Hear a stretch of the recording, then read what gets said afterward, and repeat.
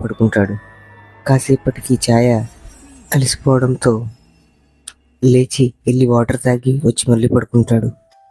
ఇంతలో మణి తన గదిలోని కూర్చొని ఉంటుంది. అలా కాసేపటికి ఉన్నట్టుండి తన శరీరం అంతా నొప్పులు మొదలవుతాయి. అలా తను ఏడుస్తూ నేను ఎవరిని వదలను అని అనుకుంటూ ఆ కిటికీ పైనుంచి బయటకు దూకి గోడ మీద బల్లిలా పాకుతూ కిందకి వస్తుంది. అలా గోడ మీద నుంచి కిందకి దిగిన తర్వాత ఆ బయట ఉన్న కుక్కల దగ్గరికి వెళ్ళి ఆ కుక్కల్ని కోపంగా చూస్తుంది. ఆ కుక్కలు తనను చూసి చాలా గట్టిగా అరుస్తున్నాయి. అప్పుడు తన జుట్టంతా పొడుగ్గా మారి ఆ కుక్క మెడకి చుట్టుకుంటుంది వెళ్ళి. అలా చుట్టుకున్న కాసేపటికే కుక్క శరీరం మొత్తం నల్ల రంగులో మారి కాసేపటికి ఆ కుక్క చనిపోతుంది. అప్పుడు మణి శరీరంలో వస్తున్న నొప్పి తగ్గిపోతుంది. తర్వాత తాను తన గదిలోకి వెళ్ళిపోతుంది.